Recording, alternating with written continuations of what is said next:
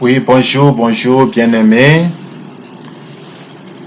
dans le nom puissant de Jésus-Christ.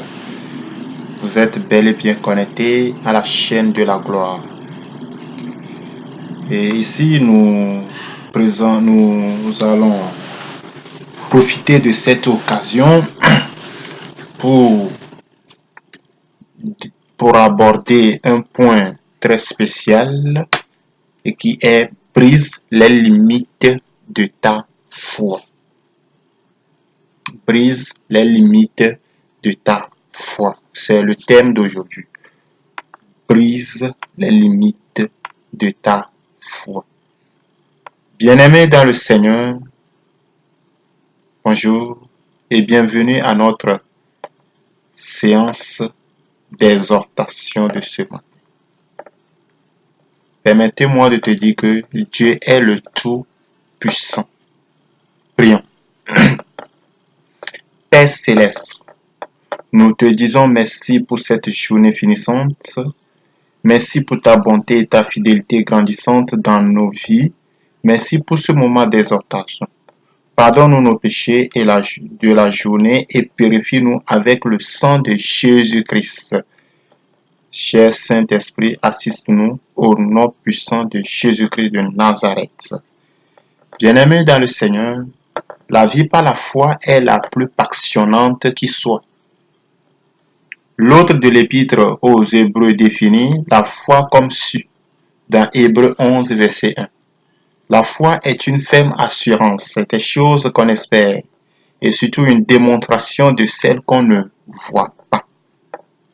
La foi est une ferme assurance des choses qu'on espère et surtout la démonstration de celles qu'on ne voit pas. Bien-aimé, est-ce que tu as la foi? Tout ce que tu demandes à Jésus-Christ, tu as la foi. Si tu as la foi, tu verras la lumière dans le nom puissant de Jésus-Christ. La foi s'offre tout et personne ne peut rien lui refuser, même pas la loi. Même pas la loi. La loi même est inférieure devant la foi. La foi, avec la foi, tu peux avoir tout.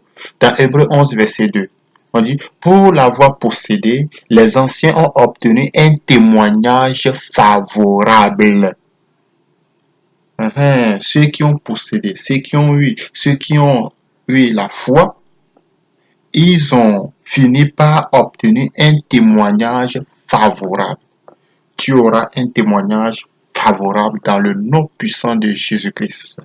Tout ce que tu demandes ton Dieu depuis des siècles et des siècles, c'est l'heure de l'accomplissement de cette chose que tu cherches depuis. Tu l'auras dans le nom puissant de Jésus-Christ. Si et seulement si tu crois et que tu as la foi. Prenons l'exemple. La femme qui perdait du sang depuis 12 ans. Elle n'avait pas cessé de croire à sa délivrance à cause de sa foi. Selon elle, un jour, elle sera délivrée. Pourquoi? Parce que sa foi est grande. Elle n'avait pas abandonné bien que son état s'emparait. C'est ça ce qu'on appelle la foi. C'est ce que fait la foi. Tu cherches à voyager, tu cherches à aller loin dans tes études, réussir dans tes études, avoir un bon boulot, travailler, tu cherches le mariage, tu veux finir avec le célibat, je sais pas, la persécution, tu cherches quoi? La délivrance totale. Faut jamais désespérer, même si ça tarde. Matthieu 9, verset 21 nous dit quoi? Car elle disait en elle-même, si je puis seulement toucher son vêtement, je serai guéri. Qu'est-ce que toi-même tu dis en toi? Oui, qu'est-ce que tu dis en toi? Qu'est-ce que tu te dis? Oui, la démonstration de ta foi, c'est comment? Tu te dis comment? Oui, la femme la disait que si je peux seulement toucher son vêtement, je serai guéri. Qu'est-ce que toi tu dis à ton Seigneur?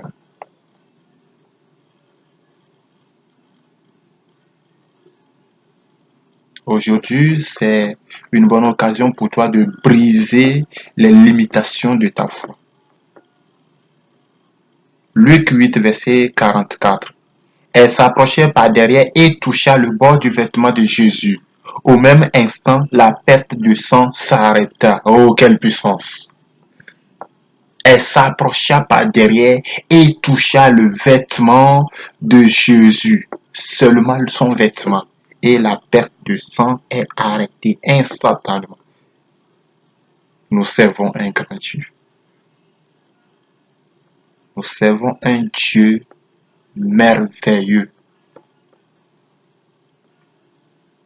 Luc, toujours, 5, verset 17. Un jour, Jésus enseignait. Des pharisiens et des docteurs de la loi étaient là assis, venus de tous les villages à la Galilée, de la Judée et de Jérusalem, et la puissance du Seigneur se manifestait par des guérisons. 18. Et voici des gens portant sur un lit un homme qui était paralytique, cherchaient à le faire entrer et à le placer sous ses regards. 19. Comme il ne savait pas où l'introduire, à cause de la foule, il montait sur le toit et il le descendit par une ouverture avec son lit au milieu de l'assemblée devant Jésus-Christ. Vous avez vu? Il faut d'abord montrer que tu veux que Jésus te touche. Ils ont procédé par tous les moyens, montrer qu'ils veulent la guérison de cet homme qui est paralytique.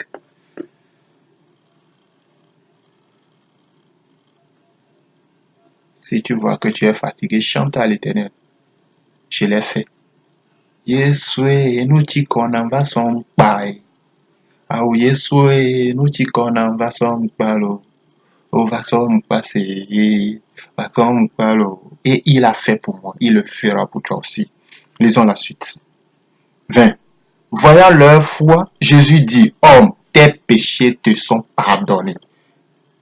Voyant ta foi, Jésus te le dit, ce moment que tes péchés te sont pardonnés. Tout ce qui t'empêche d'évoluer, Jésus les a brisés sur la croix. Il n'y a plus de condamnation pour ceux qui croient. L'ennemi ne peut pas t'empêcher d'évoluer. C'est le moment. Donc, voyant leur foi, Jésus dit, homme, tes péchés te sont pardonnés. Verset 24. Or, afin que vous sachiez que le Fils de l'homme a sur la terre le pouvoir de pardonner les péchés, je leur donne, dit-il au paralytique, lève-toi, prends ton lit et va dans ta maison. Il dit, afin que vous sachiez que le Fils de l'homme a le pouvoir sur la terre, afin que toi aussi tu saches que le Fils de l'homme a le pouvoir. Tous tes problèmes sont brisés instantanément dans le nom puissant de Jésus-Christ.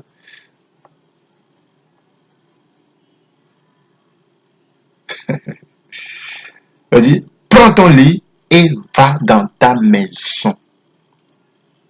25. Et à l'instant, il se leva en leur présence, prit le lit sur lequel il était couché et s'en alla dans sa maison, glorifiant Dieu. Vous voyez la puissance aussi de la parole. Nous allons aborder ce thème après. On dit, prends ton lit et marche, va dans ta maison. C'est la parole est sortie. Qu'est-ce que tu dis sur ta vie? Dis-toi que tu vas réussir. Dis-toi que tu vas évoluer. Dis-toi que tu es né pour réussir. Dis-toi que tu n'es pas né pour crever. Tu ne vas pas demander. Prends ton lit. Le Seigneur te dit ce moment, prends ton lit et marche. Va dans ta maison. Mon ami, tu es guéri dans le nom puissant de Jésus-Christ. Le 26. Tout était dans l'étonnement et glorifiait Dieu. Rempli de crainte, il disait, nous avons vu aujourd'hui des choses étranges. Les gens vont dire ça sur ta vie. Quand ils verront la manifestation de la gloire de Dieu sur ta vie, ils diront que nous avons vu des choses étranges aujourd'hui. Ils le diront que nous avons vu des choses. Vois ta vie changer. Vois ta manière de voir les choses. Façon dont tu vas réagir. Tu vas changer de destinée, de position. Ils diront que nous avons vu des choses étranges aujourd'hui. que ta vie témoigne Jésus-Christ. Il faut avoir la foi qui guérit.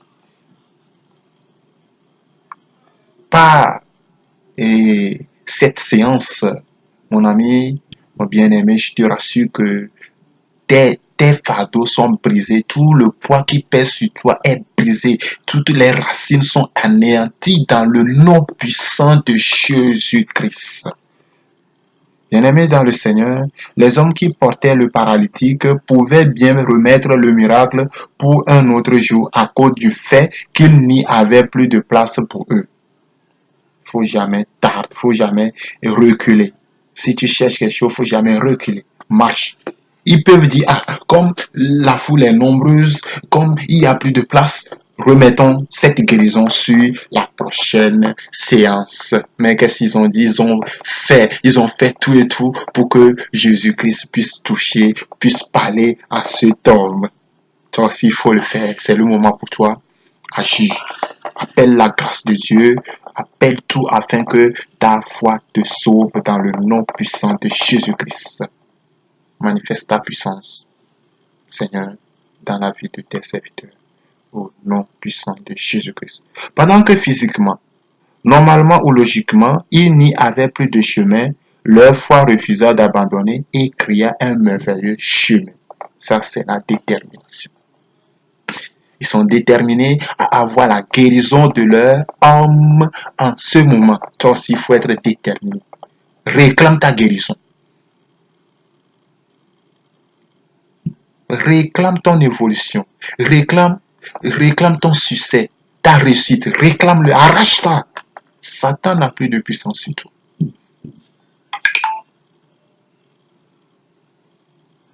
Satan n'a plus de puissance sur toi.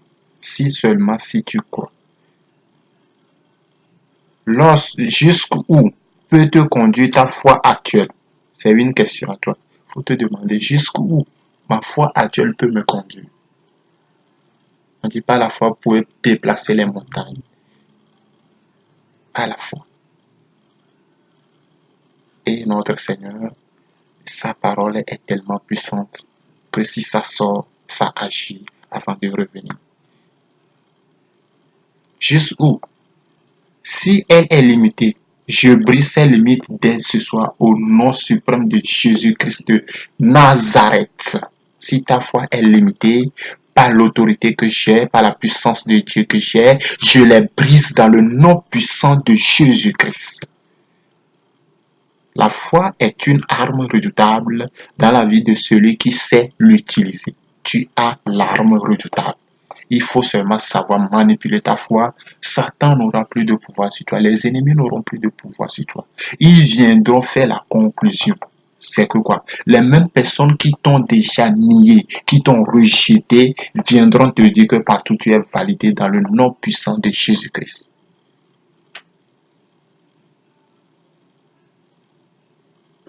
Crois et tu verras.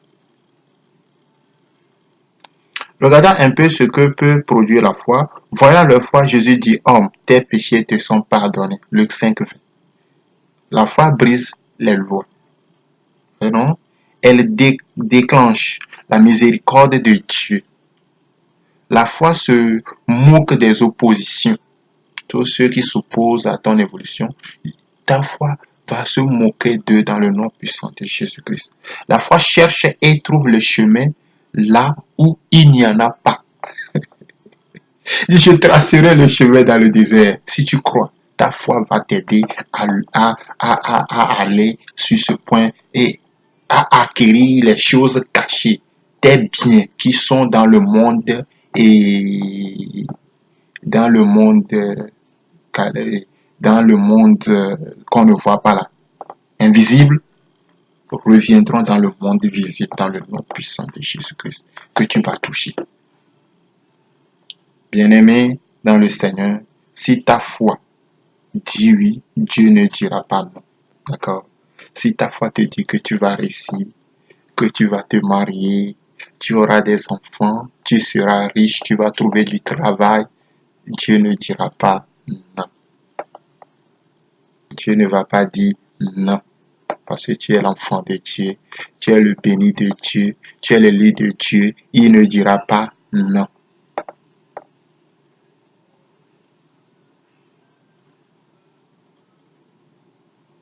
Croyons et obéissons. Nous verrons la gloire de Dieu. On dit celui qui connaît réellement l'évangile de Christ n'abandonne jamais la foi quand il est déçu par les hommes. Celui qui connaît vraiment l'évangile n'abandonne jamais la foi, même quand il est déçu par les hommes. Il ne faut jamais abandonner ta foi.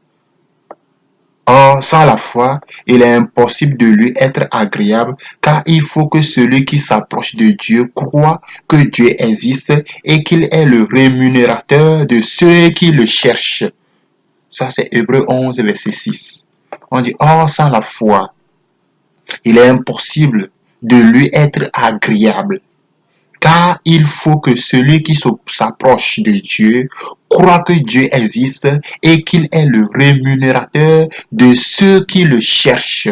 Il est le rémunérateur de nous, ceux qui le cherchent. Cherche Dieu, tu le verras. Il est à côté de toi. Il est là, il dit demandez et je vous donnerai.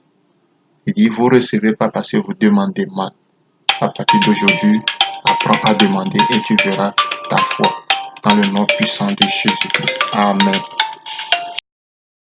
Oui, nous disons que or, sans la foi, il était impossible de lui être agréable, car il faut que celui qui s'approche de Dieu croit que Dieu existe et qu'il est le rémunérateur de ceux qui le cherchent. Dieu est notre rémunérateur, peu importe la situation. Il est notre rémunérateur. Bien-aimé dans le Seigneur, notre apparence à Dieu repose sur la foi. Toi et moi n'avons jamais vu Dieu et pourtant nous croyons qu'il existe. Ça, c'est la foi. C'est de cette même manière que notre miracle existe. Il est vrai et réel que nous attendons sa manifestation. L'attente agit comme si ton miracle était déjà arrivé. Bien-aimé dans le Seigneur, organise ta vie autour du miracle que tu espères et attends. Planifie-le, déclare-le, prophétise-le. Planifie-le, déclare-le, prophétise-le, rêve-le, crois-le de tout ton cœur. Tu vois, non? Planifie ton miracle, il faut le déclarer, il faut le prophétiser, il faut rêver de ça et tu crois sincèrement à ça. L'attente te qualifie et te sépare de la foule qui espère seulement. Elle te transfère des masses qui ont besoin de miracles aux élus qui les reçoivent. Attends-toi à ton miracle aujourd'hui. Attends-toi à ce que quelque chose de merveilleux t'arrive. Je vois ton attente se transforme en joie et célébration au nom merveilleux de Jésus-Christ. Selon qu'il est écrit dans Proverbe 10, verset 28. L'attente des justes n'est que joie. Tu es juste. Ton attente ne sera que la joie. L'attente des justes n'est que joie. L'attente des justes n'est que joie. Donc, tu as tout compris, que le Seigneur vous guide et que le Seigneur vous assiste dans vos attentes afin que tout change à votre faveur dans le nom puissant de Jésus-Christ notre Seigneur et Sauveur. Amen.